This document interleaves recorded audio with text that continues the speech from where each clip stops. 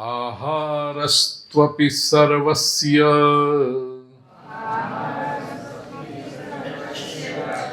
त्रिविधो भवति प्रियः।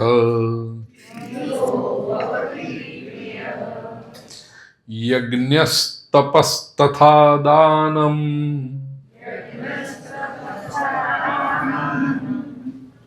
तेषां भेदमिमं शृणु।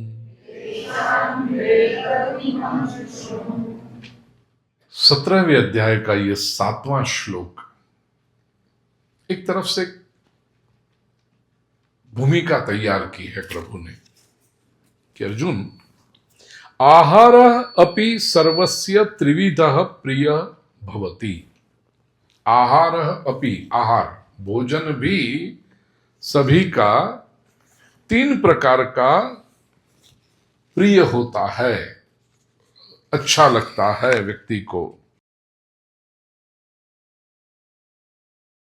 यज्ञस्तपस्तथा दानम तेषां भेदमिमं शृणु।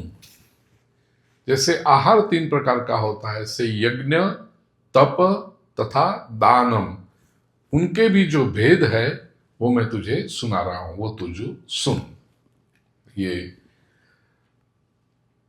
भगवान सबसे पहले आहार के प्रकार बताते हैं, फूड के प्रकार। And if I want to correct myself, food के प्रकार नहीं बताते, आहार जिनको प्रिय है ऐसे लोगों के प्रकार बताते हैं कि कैसा आहार प्रिय हो तो व्यक्ति कैसा हो। क्यों?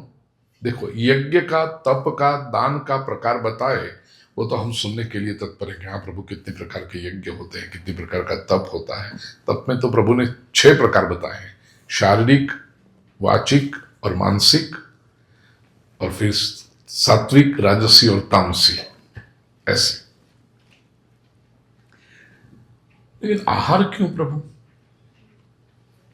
भगवत गीता ने कोई भी विषय छोड़ा नहीं है। भोजन भी कैसा होना चाहिए वो भी प्रभु बताते हैं, और भोजन के प्रकार पर से व्यक्ति का स्वभाव पता चलता है। क्यों?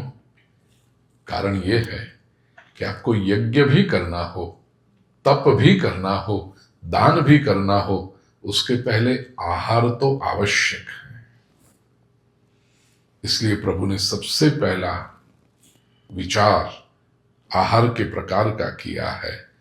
और जैसा हमारा सूत्र है ना, अन्न वैसा मन, जैसा मनुष्य का अन्न हो वैसा मन होता है। अन्न का प्रभाव जीवन की सभी प्रवृत्तियों पर पड़ता है। आधुनिक मानव धीरे धीरे अब इसको समझने लगा है, पहले लोग नहीं समझ, क्या जो भी भूख लगी, जो भी मिल गया खा लिया। कई बार भूख न भी हो लेकिन अट्रैक्टिव लगा, टेस्टी लगा, खा लिया।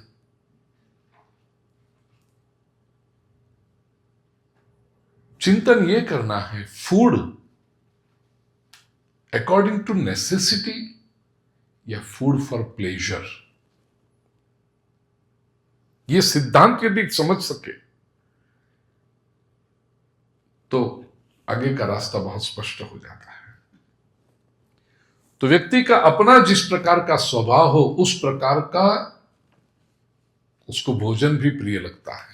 व्यक्ति की जिस प्रकार की श्रद्धा हो, यह अध्याय का नाम है ना, श्रद्धा त्रय, 3 प्रकार, जिस प्रकार की उसकी श्रद्धा हो उस मार्ग पर वो चला जाता है।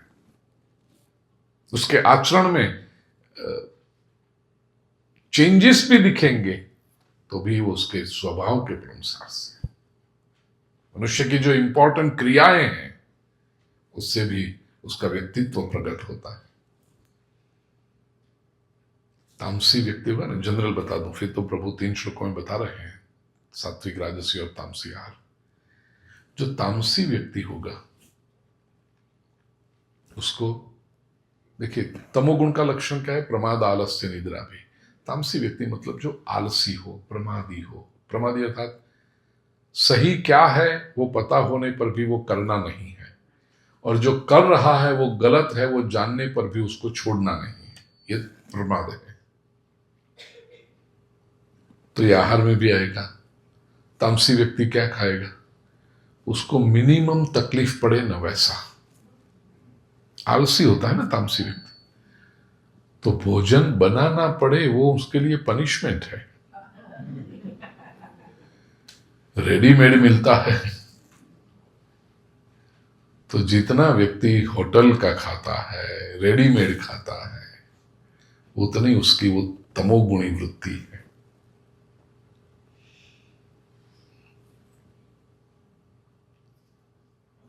वासी ही भोजन खाता है, आएगा प्रभु बताएंगे, मैं बताऊंगा। तो तामसी लोग, दूसरा इतना ही नहीं, वो खाने के बाद भी पड़े रहेंगे। तो ऐसा ही भोजन खाएंगे, वो खाने के बाद नींद आए, ओवर ईटिंग करेंगे, ये सब तमोगुण के लक्षण हैं। रजोगुणी व्यक्ति वो एक्टिव होता है। रजो रागात्मकम विद्धि लोभ प्रवृत्ति आरंभ, ये रजोगुण के लक्षण है। तो रजोगुणी व्यक्ति विल बी लाइट ईटर, वो ज्यादा खाएगा नहीं। क्यों? वो कहेगा अरे खाएगा तो फिर नींद आ जाएगी, फिर मैं काम नहीं कर पाऊंगा। वो चलते चलते, घूमते घूमते, फिरते फिरते कुछ खाता रहेगा। ये रजोगुणी व्यक्ति है। भोजन भी नहीं करेंगे। शरीर को न्यूट्रिशन मिलता है कि नहीं वो देखेंगे, मेरा ये काम पूरा होना है, नहीं खाता। अरे ये योर बॉडी नीड्स इट, नहीं करेगा। ये रजोगुणी व्यक्ति।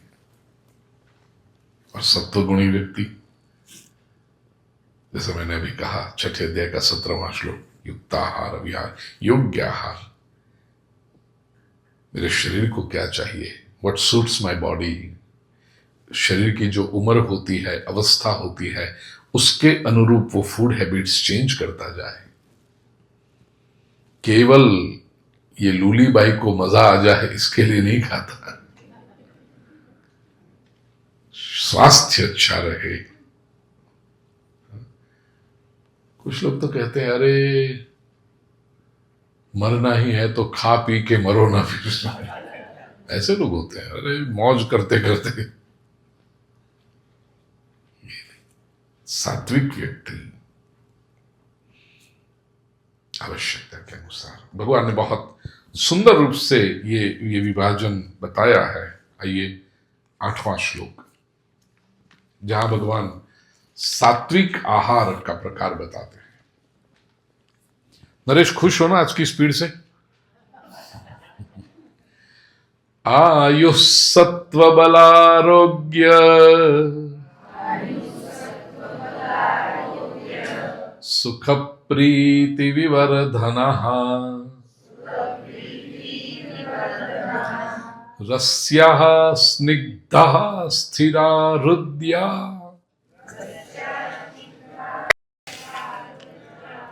आहारः सात्विक प्रियः।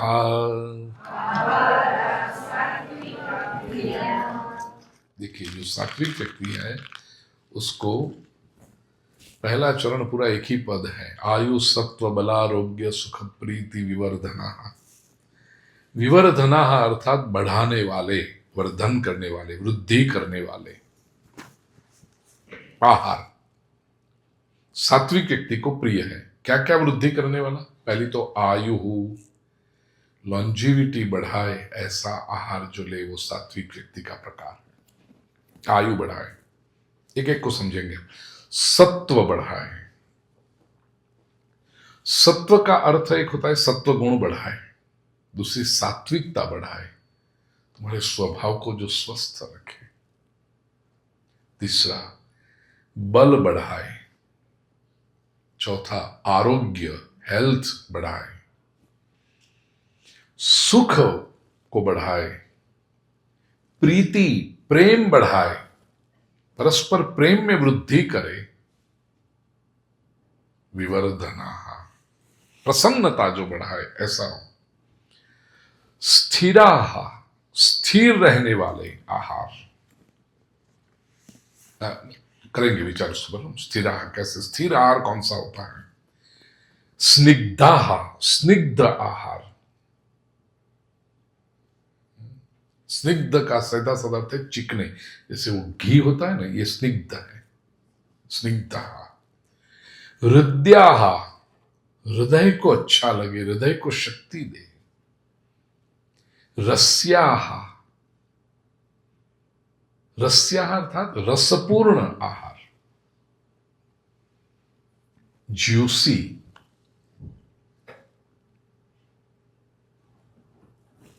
वर्षाबेन कल ही बात हो रही थी ना अपनी कुछ गाड़ी में, किससे वो विषय निकला, मैंने कहा उनको कहना सॉसेज ज्यादा डाले। हाँ, कल यहां से प्रवचन पूरा करके जा रहे थे तो पता नहीं शेखर भाई ने हर्षाबेन से कहा होगा कि पिछले वर्ष शेखर भाई की वो क्या कहते हैं, क्या है ना पिलो, नहीं स्मूदी नहीं, सैंडविच, सैंडविच सैंडविच कौन सी वो, सबवे कुछ लाए होंगे, मुझे याद नहीं है लेकिन लाए होंगे। तो शेखर भाई को इस बात थी मर गए, तो शेखर भाई ने इस बार भी हर्षाबेन से पूछा कि कब ऐसा है तो गुरुजी के लिए वो सबवे ले आए, पिछले साल पसंद आई थी। अच्छा, थैंक यू, आपने याद रखा शेखर भाई। तो वर्षाबेन ने मुझे पूछा कि शेखर भाई ऐसा पूछ रहे थे तो उनकी अपनी दुकान है, अच्छा मतलब आउटलेट उनका अपना है, तो स्वच्छ रूप से अच्छी तरह से बना के ले आएंगे। मैंने कहा ठीक है वर्षाबेन, कब लाना है वो आप तय करो क्योंकि स्केड्यूल तो आपके पास है, कहाँ कब भोजन करना है। एक मिनट, हाँ भैया हूँ बोलू छू ने, लोग फिर सबवे लाएंगे सब जगह पे कि गुरुजी को सबवे पर, ये बहुत सावधानी रखनी पड़ती है हमें। एक बार जब गया ये तो प्रवचन में आपने कहा था सबवे अच्छा लगता है, शेखर भाई ने आपको खिलाई, शेखर भाई भी अमर और सबवे भी अमर। फिर तो मैंने हर्षाबेन से कहा कि हर्षाबेन इतना कहना कि वो सॉसेस ज्यादा रहने, क्योंकि आई लाइक वो ड्राई अच्छा नहीं लगता, वो जूसी थोड़ा। हर्षाबेन कहते हैं मुझे भी ऐसा ही अच्छा लगता है। मतलब ठीक, फिर तो संभाल लो आप। रसिया, रस वाले, इवन जो पास्ता भी बनाते हैं ना, तो कुछ लोग ऐसे वो ड्राई पास्ता बनते, क्या जाया मोटा में, ये कैसे जाता होगा ड्राई सूखे सूखे पास्ता। कोई पास्ता भी बनाए तो एकदम जो ग्रेवी उसमें ज्यादा हो वो ऐसा चाहिए। ये सात्विक लोगों, मैं सात्विक हूं ना, तो रसिया, वो रस वाले, उनको सूखा अच्छा नहीं लगता। रस्या, रसपूर्ण, रस्या स्निग्धा स्थिरा हृदया, ऐसे आहार, ऐसे आहार सात्विक प्रिय, सात्विक व्यक्ति को ऐसे आहार प्रिय लगते हैं। अब समझे इसको, बड़ा सुंदर श्लोक है भाई, और जीवन में उतारने जैसा है। ये सिद्धांत ऐसे हैं कि जो हम आचरण में रख सकते हैं। रस्या जो कहा ना, रसपूर्ण, हमारे आयुर्वेद में 6 प्रकार के रस बताए हैं। अब मैं जब शुरू करूंगा तो आप भी बोलने लगोगे तुरंत। नमकीन, खारो रस, नमकीन, सॉल्ट जिसको कहते हैं ना, तीखा,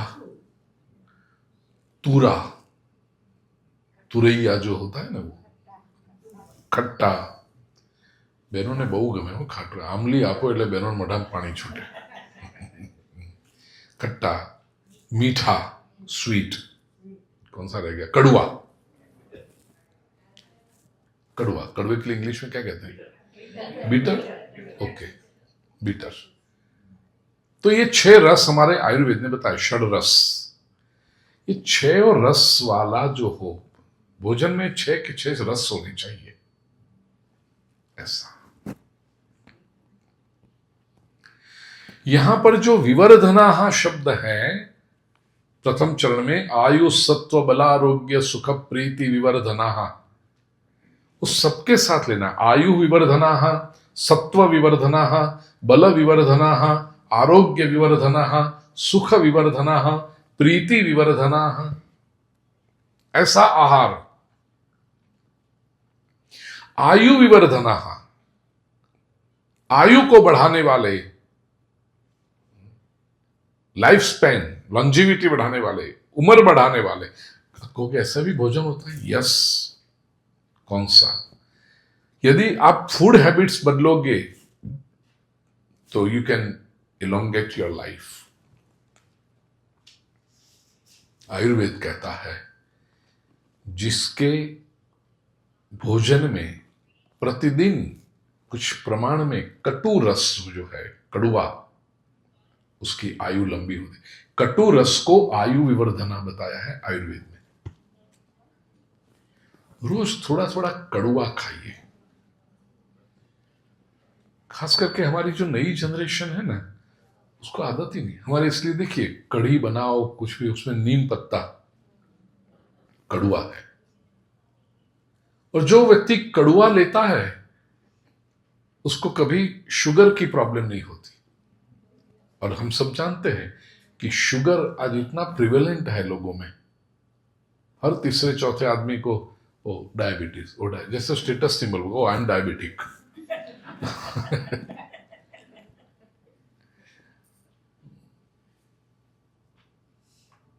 कड़ुआ जो व्यक्ति खाए, बचपन से दादी माँ ने आदत डाली थी, पिताजी ने आग्रह रखा था, न दादी माँ रही न पिताजी रहे, लेकिन जो उनके संस्कार रहे हमारे भीतर। चैत्र महीना जब आता है ना प्रिय स्वजनों, गुड़ी पड़वे से लेकर के पूरा महीना मैं वो नीम का जूस पीता हूं। नीम के जो फूल आते हैं, पत्ती, कोमल पत्ती और फूल उसके, उसका जूस। कितने लोगों को पता है ये? मुंबई में तो प्रथा थी ना, वो कुछ लोग केवल गुड़ी पड़वा के दिन पीते हैं, पहले दिन, चैत्री नवरात्र के आरंभ में, पूरा चैत्र महीना। कई लोग मेरे साथ में होता है, कैम पिवाया, क्लास भर के मैं पी जाता हूं एवरी मॉर्निंग, और वो भी खाली पेट, नैना कोठे। प्रभु की कृपा है, स्वास्थ्य अच्छा रहता है वर्ष भर। मैं जब छोटा था ना तो घमौरियां बहुत निकलती थी, बालक को गांव में रहते थे, गर्मी में घूमते रहते थे। घमौरियां, प्रिकली, क्या कहते हो, प्रिकली हिट, क्या कहते हैं उसको, वो खुले आते छोटी छोटी फूल, मरोड़ी बोलते, अड़ाई, आप गुजराती में अड़ाई होती है, प्रिकली हिट इंग्लिश में, एम आई राइट? हाँ, वो छोटे छोटे छोटे दाने दाने जैसे लगते हैं, ऐसी खुजाई आती है, फिर उसमें से लू निकलती, वो बहुत होता था। फिर दादी माँ ने कहा कि बेटा ये पियो। स्वाभाविक है, छोटी उम्र में आपको ये कड़ुआ पीना अच्छा नहीं लगता, लेकिन दादी माँ ने कहा जो ये तुझे परेशानी होती है ना, इससे बचना हो तो ये पी ले।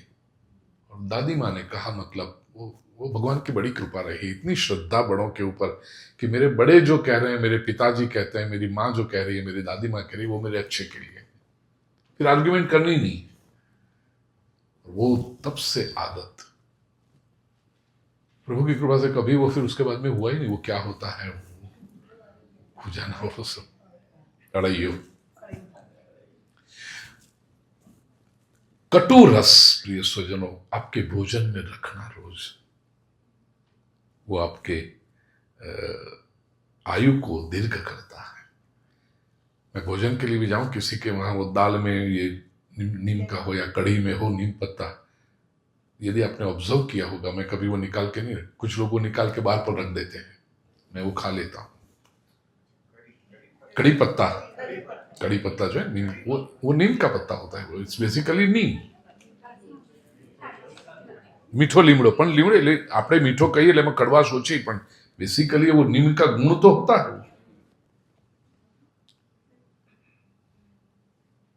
वो मैं खा लेता हूं। लोग निकाल क्यों देते हो? जितनी वो रहेगा, रोज थोड़ा थोड़ा कड़ुआ रस लीजिए।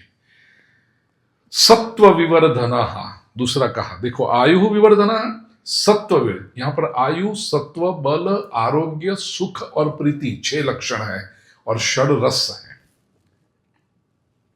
कड़ुआ रस आयु की वृद्धि करता है। सत्व विवर्धन, सत्व गुण को बढ़ाए, और सत्व का दूसरा अर्थ है अंतःकरण, चतुष्टय, मन बुद्धि चित्त, इसको मजबूत करे और अहंकार को निर्मल करे। वो कौन सा है? वो तूरा रस है, आयुर्वेद कहता है। तुरैया, हल्दी जहां भी मिलती है, मुझे बहुत, जो લીલી હળદર આપણે ગુજરાતીમાં કહીએ ને, वो अम्बा हळदर, तूरा कर, वो जहां मिले मैं बहुत बहुत खुश हो जाता हूं, अरे वाह ये तो मुझे बहुत पसंद है। भारत में स्पेशली जब घर पे रहता हूं, it is an integral part of my lunch.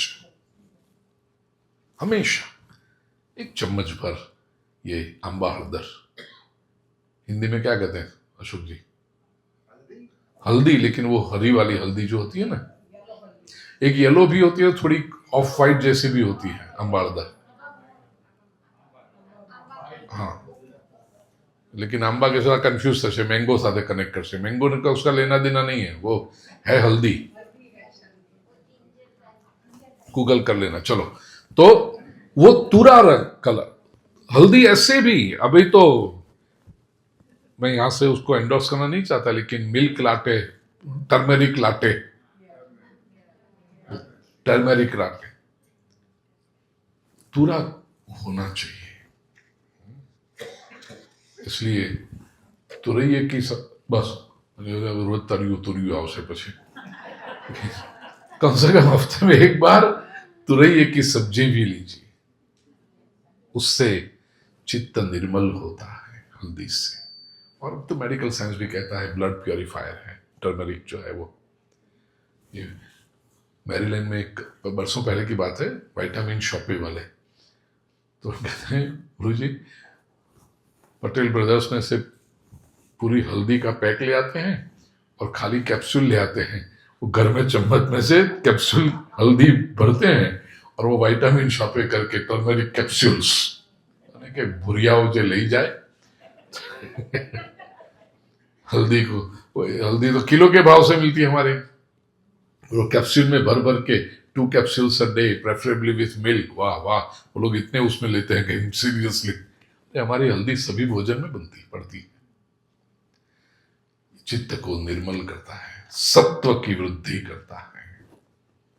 बल विवर्धना, श्लोक देखते जाना, आयु सत्व बल विवर्धना। खट्टा जो रस है वो बल की वृद्धि कर, आपको थकने नहीं देगा। विटामिन सी, नींबू, खट्टा जो रस है वो आपको थकने नहीं देगा, बल विवर्धना।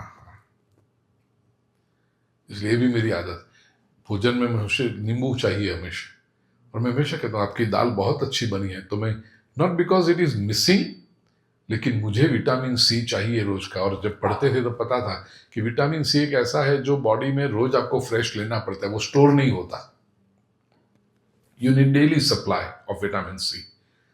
तो मैं हमेशा दाल में ऊपर से, या तो कुछ ना हो तो फिर भोजन के बाद पानी में थोड़ा आधा नींबू निचोड़ के ले लेता हूं। इससे बल की वृद्धि होती है, थकान नहीं लगती।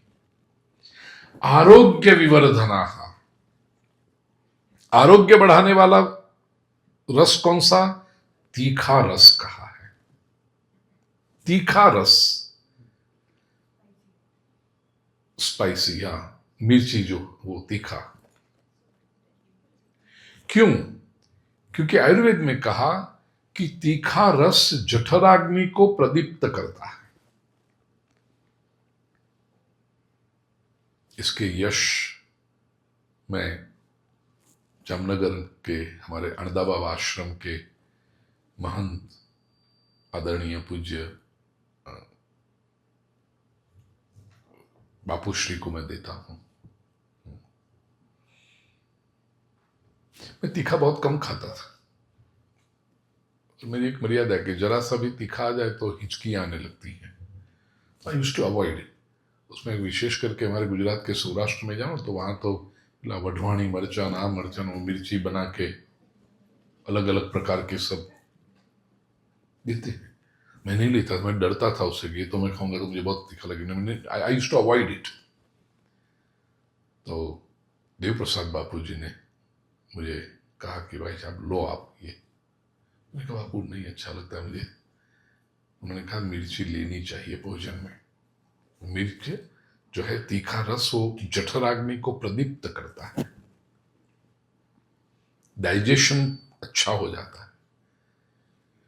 विशेष करके यदि आप एकादशी का उपवास अब केवल फलाहार लिटरली फ्रूट्स लेकर करो तो बहुत सात्विक है, लेकिन हम तो फलाहार में भी इतनी आइटमें बनाते हैं फिर, और मैं न चाहूं तो भी जिस घर में होता हूं वहां उनको तो अपनी कुकरी स्किल का प्रदर्शन कर देना है।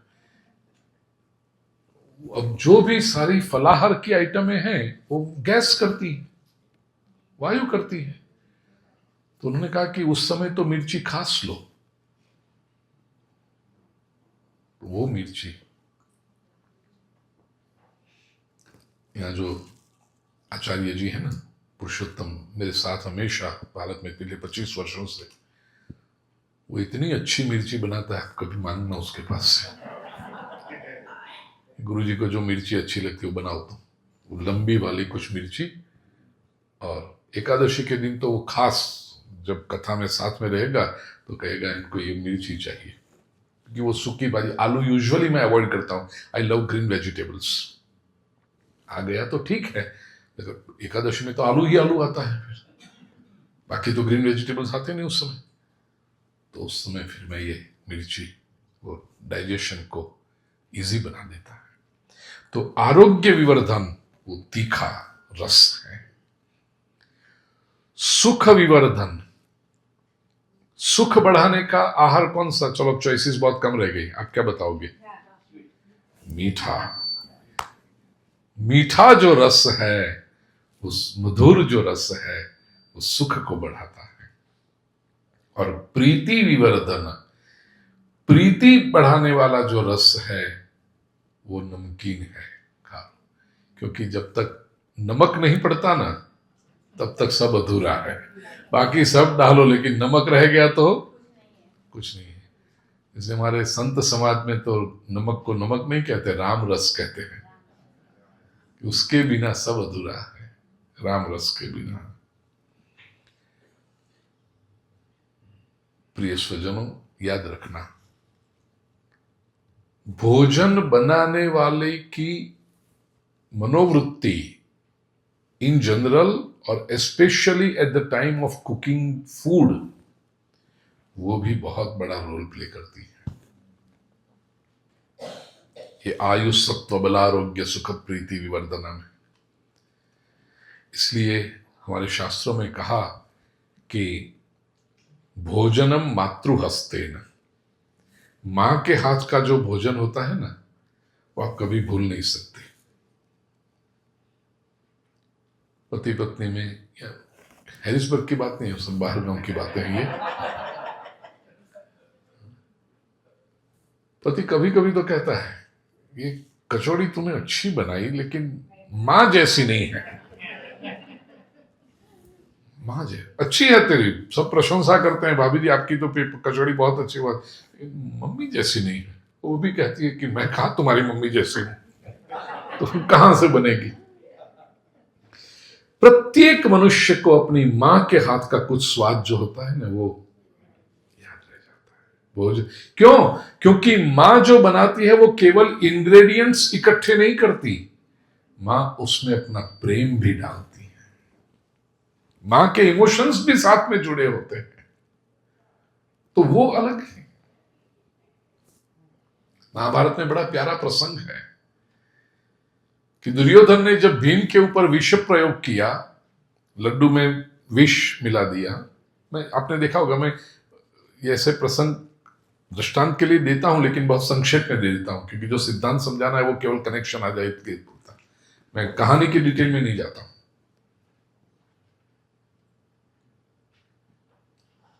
भीम स्नान करने के लिए नदी में पड़ा, विष का जब असर होने लगा तो भीम डूबा, पाताल लोक में गया। हस्तिनापुर में यहां पर शोक, अरे भीम डूब गया, भीम का शरीर भी नहीं मिल रहा है। लंगर चलने लगे, भोजन समारंभ भंडारा चलने लगा भीम की स्मृति में। ब्राह्मणों को, संतों को, महापुरुषों को, लोगों को, सबको भोजन कराया जा रहा है। तर्पण क्रियाएं भी हो गई भीम की। द्वादशा का भोजन चलता था, 12वीं का, 12वां। पूरे हस्तिनापुर को भोजन कराया जा रहा था। उसमें नगर के लोग भी थे, साधु संत भी थे, ब्राह्मण भी थे। और वहां जो भीम नीचे गया ना, राक्षसों को मार के होश में जब आया तो ऊपर आया 12वें दिन भीम, और देखा नगर में प्रवेश किया तो भोजन समारंभ चल रहा है। तो भीम ने पूछा, किसका भोजन समारंभ, किसकी है? तो क्या भीम की मृत्यु हो गई? और वो भीम सामने खड़ा है, लेकिन विष के असर से थोड़ा शरीर में फर्क आ गया था, पहचाना नहीं लोगों ने, कोई नया व्यक्ति होगा बाहर का। ब्राह्मणों के साथ बैठ गया भीम, और लड्डू, बारमाना तो लाडू है ना, तो लड्डू चल रहे हैं और भीम खा रहा है। बाकी तो सब भोजन करके उठ गए, भीम उठता ही नहीं, खाए जा रहा है, खाए जा रहा है। किचन में सब पूरा हो गया। सबने सोचा कौन है ये ब्राह्मण ऐसा खाने वाला, उसका पूरा ही नहीं होता है। कुंता माता के पास समाचार पहुंचे कि कोई एक ऐसा ब्राह्मण बैठा है भोजन करने के लिए कि लड्डू पे लड्डू खाए जा रहा है, किचन में सब सामान पूरा हो गया, लेकिन इसकी भूख पूरी नहीं होती है। कुंता माता को लगा, मां का दिल है ना, वो स्वीकार नहीं करता कि मेरा बेटा नहीं रहा। कुंता ने सोचा ये भीम तो नहीं होगा शायद, लेकिन कैसे किसी के सामने जाकर, ए तुम मेरे भीम हो या नहीं? और कुंता तो भीतर है महल में। कुंता माता ने कहा, एक काम करो, मैं स्वयं 5 लड्डू बना के देती हूं, वो उस ब्राह्मण को खिलाओ, और ये 5 लड्डू खा करके यदि उसको तृप्ति आ जाए तो समझ लेना वो मेरा भीम है। और हुआ भी ऐसा। मां कुंता ने 5 लड्डू बना के भेजे। रसोई घर के जो सारे लड्डू खाकर भी, वृकोदर भीम का एक नाम है, इतना बड़ा वृक जैसा उदर, राक्षस जैसा उदर, बहुत बड़ा विशाल उदर, पेट, ऐसा भीम। लेकिन मां कुंती के हाथ के 5 लड्डू खाए और उसको डकार आ गया। कुंती जी ने कहा, ये भीम है, बुलाओ उसको। और कोई नहीं। मां के हाथ का जो भोजन,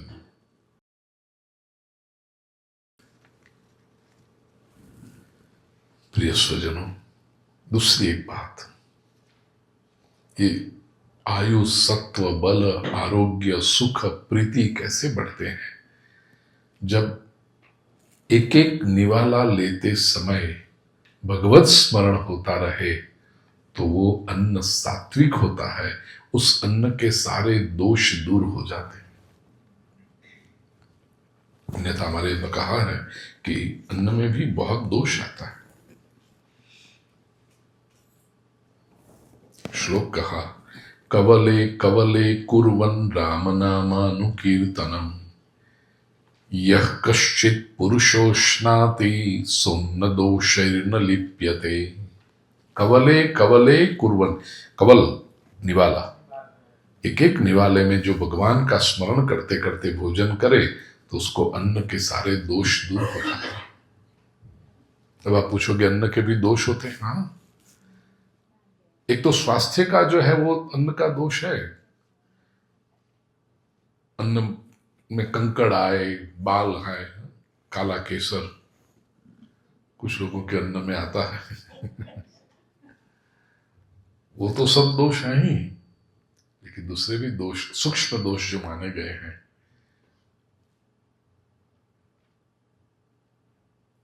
कुत्ता, बिल्ली, ऐसे कौवा, ऐसे पशु पंछियों की दृष्टि जिस अन्न पर पड़ी हो, हमारे यहां वो अन्न का दोष माना गया। अब इस देश में बैठकर बोलना ये, या तो आज पेट जब होते हैं ना घर में, तो सब देखते रहता है, कभी कभी तो सूंघ के भी जाता है, अरे केम खवाया तो, जिसको वो पेट ने सूंघ लिया हो और वो व्यक्ति खाए, ये दोषयुक्त अन्न। एक्चुअली उसकी दृष्टि भी यदि पड़े तो वो दोषयुक्त माना जाता है, वो भगवान के सामने भोग में भी नहीं रख सकते आप। पितरों का जब तर्पण कर रहे हो तब पितरों के सामने भी वो नहीं रख सकते, ऐसा दोषयुक्त अन्न।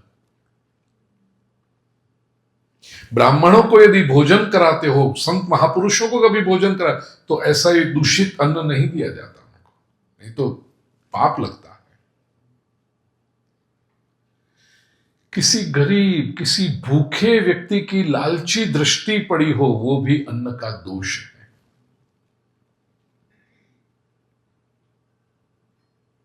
मैंने देखा था, मेरे पिताजी या मां साथ में हो ना, और कभी हम ट्रैवल कर रहे हो, भोजन का समय हो, हमारा थेपला वेपला निकाल के भोजन करें, और कोई ट्रेन में जा रहे हो गांव में, और उस समय कोई खिड़की के पास आया तो ट्रेन में भीख मांगने वाला है, दे दो दे दो। मेरे पिताजी हमेशा जो खाते थे ना वो उसको दे देते थे। कभी मैं कहता कि दूसरा पड़ा है उसमें से 2 निकाल के दे दो, आप तो खा रहे हो खाते रहो। पिताजी कहते नहीं बेटा, ये दूषित हो गया, अभी ये नहीं ले सकते। तो किसी की दृष्टि, किसी की अभावग्रस्त, डिप्राइवेशन वाली, किसी की लालची ऐसी दृष्टि भी पड़ी हो, वो भी नहीं लेते वो सब। लेकिन यदि ऐसे दोष हुए, कभी अब समझो आपको पता चला कि किसी की दृष्टि पड़ी है, आप निकाल दो, लेकिन दृष्टि पड़ी आपको पता ना चला,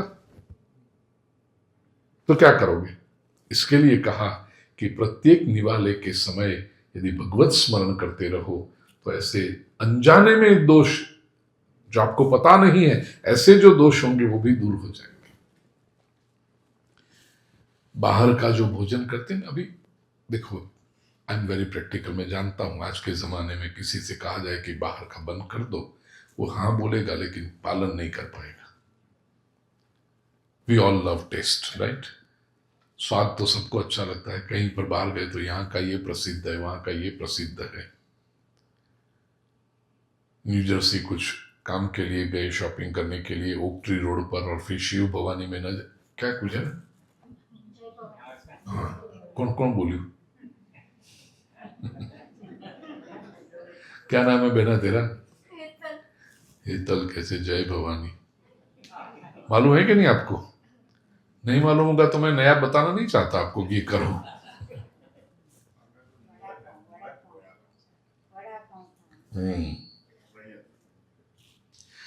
कुछ भारत में आए तो सब जगह का, मुंबई का ये प्रसिद्ध है, वहां का ये प्रसिद्ध है, सूरत में गए तो ये तो खाना चाहिए, बड़ौदा में गए तो ये लेना चाहिए।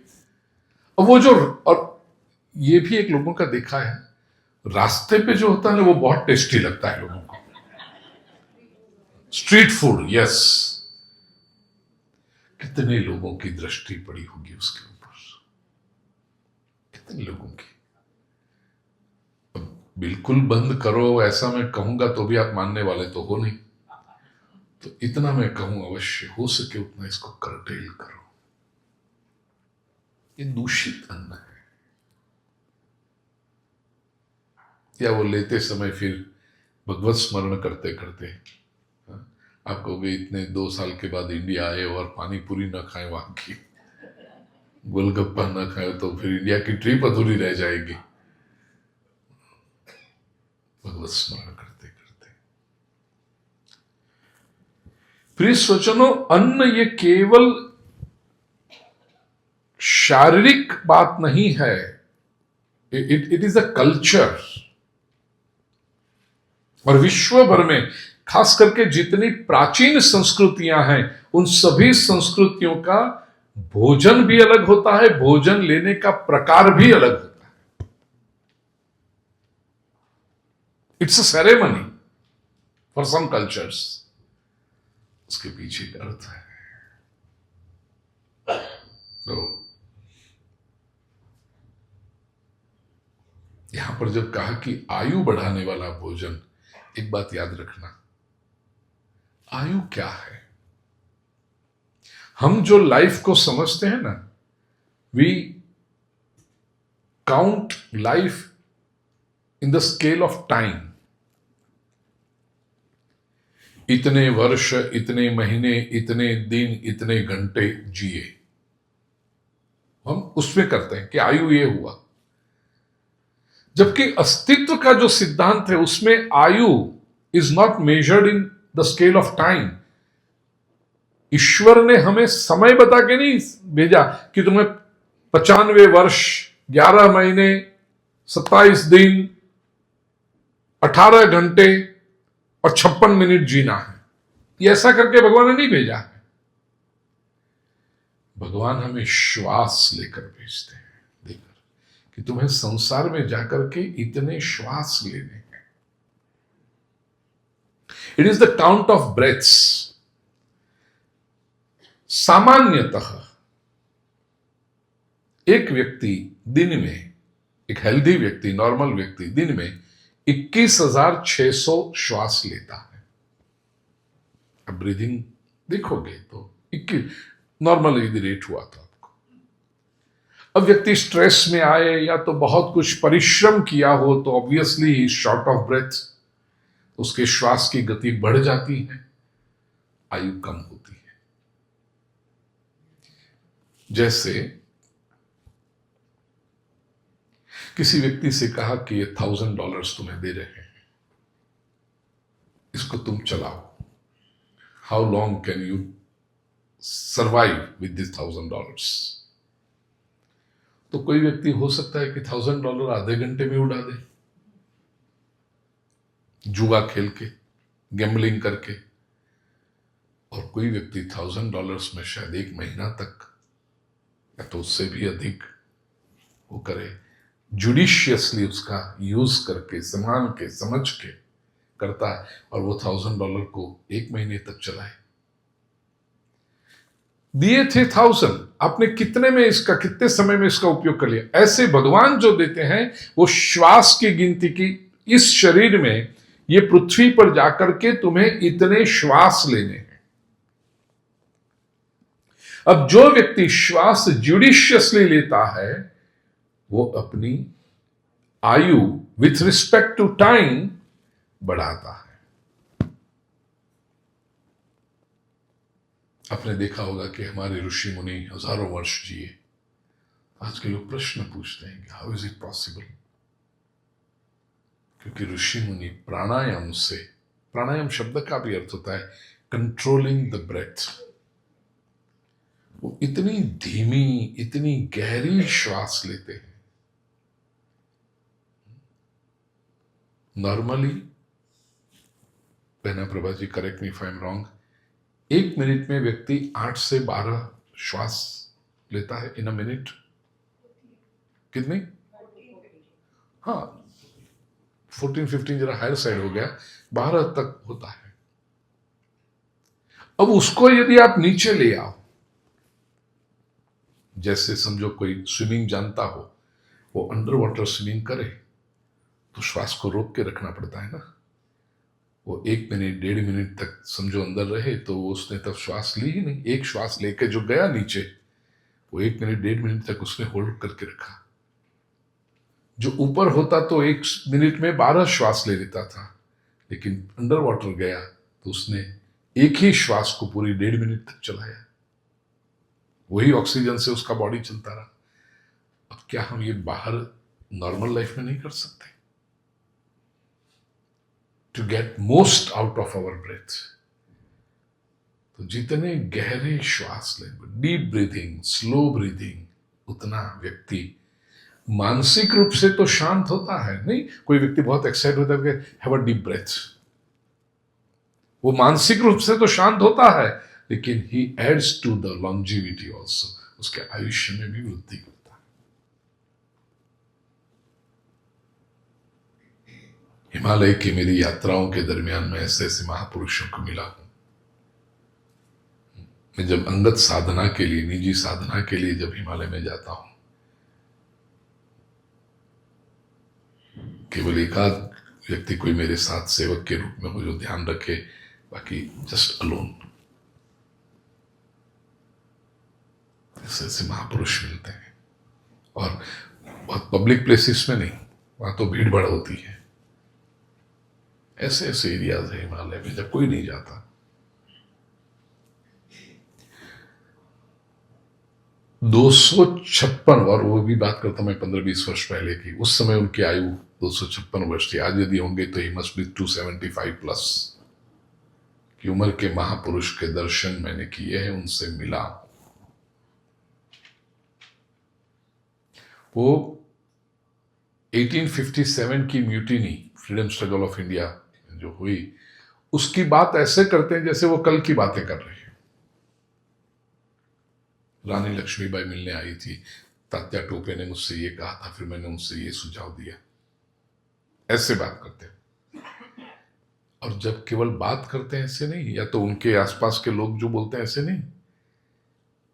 दिल्ली की एम्स में, जो बहुत प्रतिष्ठित मेडिकल इंस्टीट्यूशन है, 10 दिन तक उन पर प्रयोग किए गए, एंड इट इज प्रूवन, उनके पास सर्टिफिकेट है कि he is actually 256 years plus medical.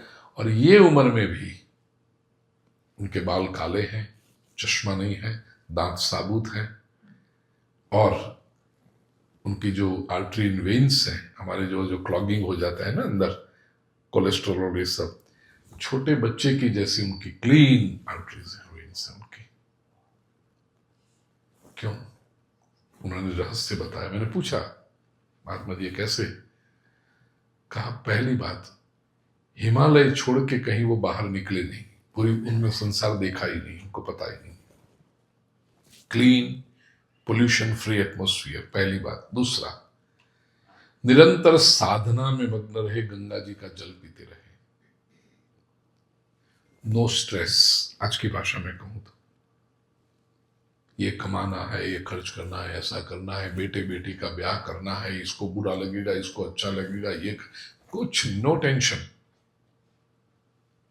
और सबसे हाँ, तीसरा, फूड।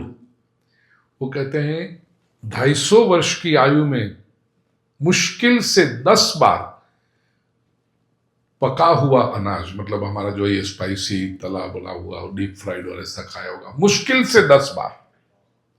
वो भी याद करना पड़ेगा, हाँ वो इस दिन ऐसे खाया था, 50 साल पहले एक बार खाया था, ऐसे याद करना पड़े। नहीं तो फ्रूट्स एंड हर्ब्स हिमालय की, उसी पर उनका जीवन चलता है। सबसे महत्वपूर्ण बात, प्राणायाम। दिल्ली के एम्स में प्रूव किया गया, जैसे हम लोग 1 मिनट में 12 श्वास लेते हैं, उनका एक श्वास 8 मिनट तक चलता है, अभ्यास से। एक बार श्वास लिया, फिर 8 मिनट तक श्वास लेने की जरूरत। पूरा कुंभक रेचक तो 8 मिनट तक उनका कुंभक चलता है, मैक्सिमम यूटिलाइजेशन ऑफ ऑक्सीजन, प्राणवायु का। और इससे ये शास्त्र है प्रिय सुजन। मैं वर्णन इसलिए करता हूं कि हमारे ऋषियों ने कितना सोच के रखा है। हम भी ये कर सकते हैं कि जितने श्वास आप धीरे से लेंगे, डीप ब्रीदिंग, स्लो ब्रीदिंग है, शरीर की आयु दिखाई पड़ती है शरीर के ऊपर। शायद बीमारी भी आए, लेकिन उस बीमारी में भी यदि आप ये डीप ब्रीदिंग करते रहे, प्राणायाम करते रहे, तो हेल्दी लाइफ को आप इलोंगेट कर सकते हो कॉन्शियसली। उसके उतने डीप ब्रीदिंग करो, स्लो ब्रीदिंग करो। ये सारे अभ्यास मैं करता हूं, इसलिए मैं आपको बता रहा हूं। प्रवचन करते समय, बोलते समय, यस, वो ब्रीथ का तो उपयोग करना पड़ेगा, लेकिन जब मैं शांति से बैठा हूं, मेरा अध्ययन होता है, या तो किसी के साथ बात भी करूं, तो मुझे कह रहा था कि आप बहुत शांत हो गए हैं। मैंने, आपने कहा ना कुछ कि हाँ सतीश मैंने के पिछले 2-3 साल से हम देखते हैं कि आप बहुत बोलते नहीं हो, बहुत शांत हो गए हो। मैं अभ्यास कर रहा हूं, क्यों बोले, क्या बोले, सबको सब कुछ पता है। हो सके उतना बेकार की बातें तो बोलना बंद ही कर दिया। मैं कभी वेदर की चर्चा नहीं करता, ठंडी है, गर्मी है, बारिश है, कुछ नहीं बोलता। क्यों बोलूं, पता है सब। तो जिसके बिना चलेगा वो बोलता ही नहीं, सुनता हूं। और जब लोगों की बातें सुनता हूं बैठे हुए, तो मेरा डीप ब्रीदिंग, जैसे देखिए भूल भी जाता हूं, कभी कभी हो जाता है, लेकिन जैसा ख्याल आए कि पुनः कॉन्शियसली डीप ब्रीदिंग, प्राणायाम, हो सके उतना इनहेलेशन भी स्लो, एक्सहेलेशन भी स्लो। तो फिर शांत होते जाता है मन। आप ये प्रयोग कर सकते हैं। मैं अपनी बातें इसलिए नहीं बताता हूं कि मैं कितना अच्छा हूं, नहीं, प्लीज आप करें। It transforms the quality of our life. Please हो जाओ। और आचरण से जो उपदेश आता है ना, वो मोस्ट इफेक्टिव होता है। केवल पढ़ के बताया जाए, 5 किताबें इकट्ठी करके बताओ फिर उसमें कह दो, वो एक अलग बात होती है। और प्रैक्टिस में से जो प्रीचिंग आता है कि अनुभव से आ रहा है।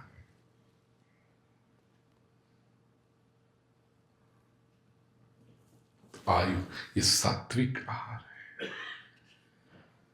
अब देखिए, आयु सत्व, सत्व का एक अर्थ है मन को शांत करे, बुद्धि को बढ़ाए। आपका भोजन ऐसा होना चाहिए कि बुद्धि में वृद्धि हो। कई बातें ऐसी होती हैं कि आयु तो बढ़ाएगी लेकिन बुद्धि को क्षीण कर देगी। जैसे मैंने सुना है कि जब व्यक्ति कोई नशा करता है ना, इंटॉक्सिकेशन या तो ड्रग्स, तो उससे उसकी ब्रीदिंग रेट कम हो जाता है उसका। अब टेक्निकली आप देखोगे कि उसका ब्रीदिंग रेट कम हो गया, श्वास लेना उसका कम हो गया, तो आयु तो बढ़ी लेकिन बुद्धि गई। He is not in his senses. वो किस काम का? इसलिए भगवान कहते हैं जो आहार लो वो आयु भी बढ़ाए, सत्व बुद्धि को भी बढ़ाए। आपके वो ड्रग मन को भी शांत करता है ना, इनएक्टिव हो जाता है, वो ऐसा ही बैठा है, उसको पता ही नहीं चलता, कोई उसको गाली दे, कोई उसको ये करे, कुछ ऐसा देखे रहेगा वो।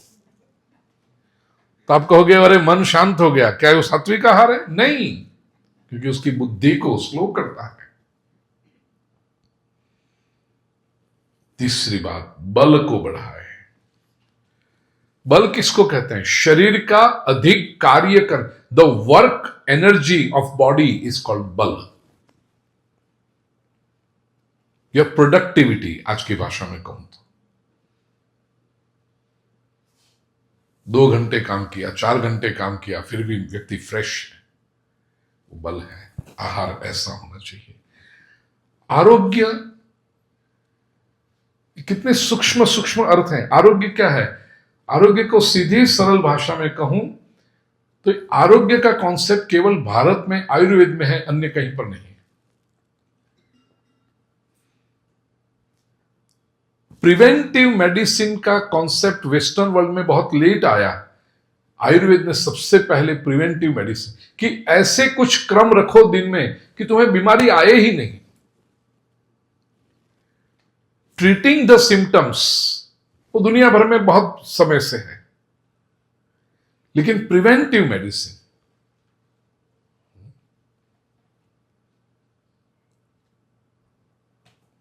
आयुर्वेद की एक बात, श्लोक है, मुझे शब्द में थोड़ा इधर उधर होगा, मुझे क्षमा करें। उसमें कहा गया है, यस्य गृहे नास्ति माता तस्य माता हरितकी। जिसके घर में मां नहीं है, मां का अर्थ वो सब ध्यान रखती है ना बालक का, बालक के लिए क्या अच्छा है क्या नहीं है।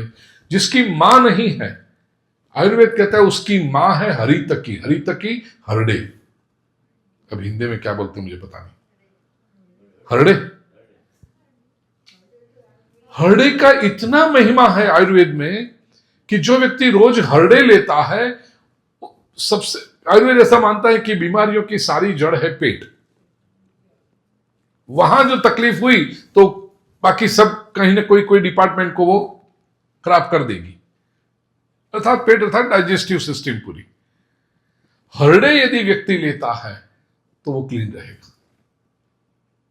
अब कितनी सुंदर बात बताई कि जिसके घर में मां नहीं है ध्यान रखने वाली, वो केवल हरडे रोज ले ले, उसका काम बन जाएगा। Preventive medicine. लेकिन ये सारी बातें हमने छोड़ दी, शास्त्र को छोड़ दिया हमने। तो आरोग्य का अर्थ क्या है? सात्विक व्यक्ति जो आहार लेगा वो ऐसे प्रकार से लेगा। आज की भाषा में कहूं, प्रिवेंटिव मेडिसिन आपकी इम्यूनिटी बढ़ाए, बीमारी आए ही नहीं, रोग प्रतिकारक शक्ति बढ़ाए, ऐसा आहार। सुख विवर्धन, जो भोजन करने के बाद तृप्ति का अनुभव हो, संतोष का अनुभव हो, सुख की अनुभूति हो वो। और प्रीति विवर्धन, भोजन करने के बाद आसपास के लोगों से प्रेम बढ़े, क्योंकि भोजन से बहुत फर्क पड़ता है। प्रीति विवर्धन। फिर कहा स्थिराहा, स्थिर भोजन कौन सा है? रस्याहा स्निग्धा स्थिर, स्थिर भोजन मेडिकल टर्मिनोलॉजी में कहूं तो लो ग्लाइसेमिक वैल्यू वाले भोजन, वो स्थिर भोजन टिकना चाहिए।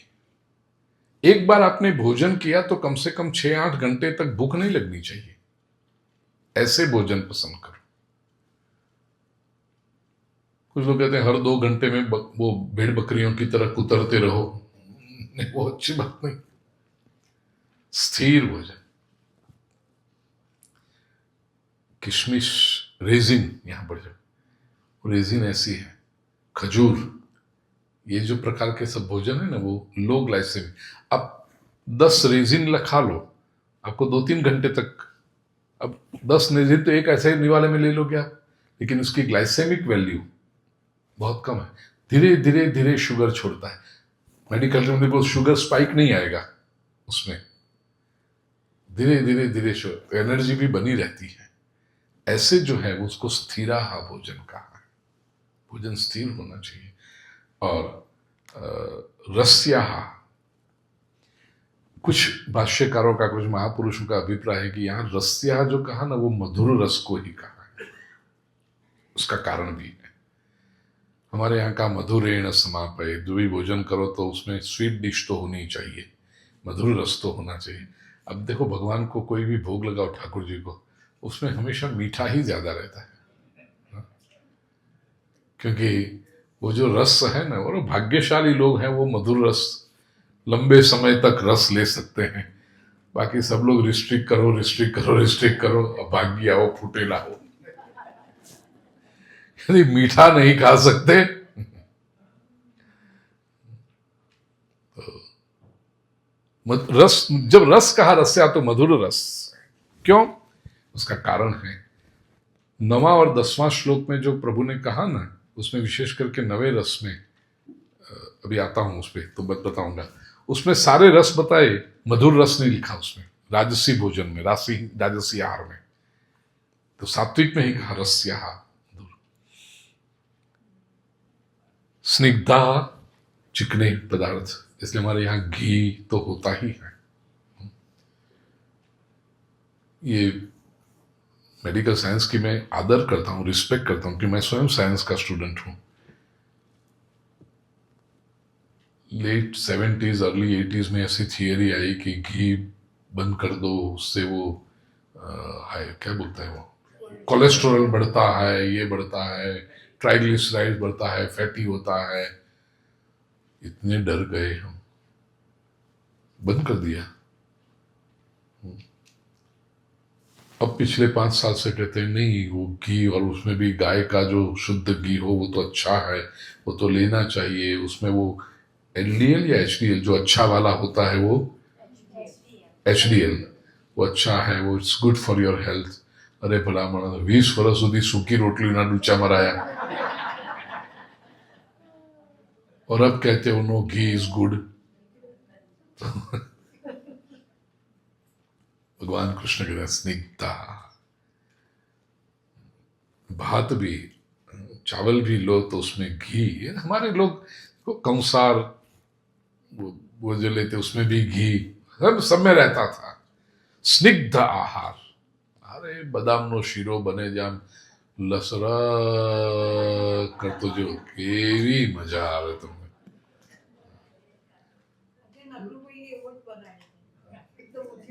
અમારા નસીબમાં નહીં એટલે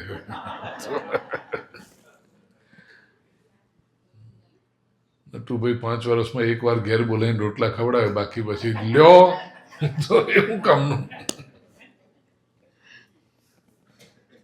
स्निग्धा ऐसे जो, और हृदया सबसे महत्वपूर्ण, हृदय को प्रसन्न करे. जो आहार आप ले रहे हो ना, वो उसका स्वरूप भी सुंदर होना चाहिए. फूड पहले तो आंख को, मन को प्रसन्न करे, वो ही अच्छा होता है. हृदया. 9वां श्लोक. कट्वम ललवणात्युष्ण तीक्ष्ण रुक्ष विदाहिनः आहारा राजसस्येष्टा दुःख शोकामय प्रदः.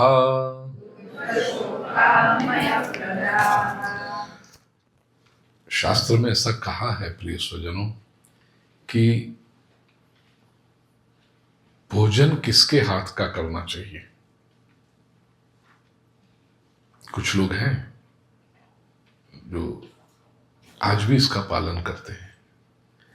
कहा मां के हाथ का बना हुआ भोजन करो, बहन का हाथ का बना हुआ भोजन करो, पत्नी के द्वारा बनाया गया भोजन करो, पुत्र या तो पुत्र वधू के द्वारा बनाया गया भोजन करो, या तो स्वयं के द्वारा बनाया गया भोजन करो. इसको स्वयं पाकी कहते हैं. आज भी कई ऐसे लोग हैं स्वयं पाकी. आपने सुना पूज्य डोंगरे जी महाराज स्वयं पाकी थे. जाते नहीं थे, और कोई भोजन करने के लिए बुलाए कि बाप जी आप हमारे यहां रहो भोजन, तो बाप जी स्वयं अपना भोजन स्वयं बनाते थे.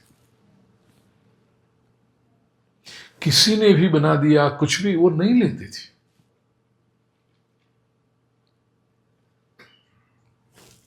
हर्षा बहन और रसू भाई अधिक जानते हैं, लेकिन जो थोड़ी माहिती जानकारी मेरे पास है, मुझे दादाजी कृष्ण शंकर शास्त्री जी भी, ही वॉज वेरी चूजी कि कौन से परिवार में रहते हैं वो.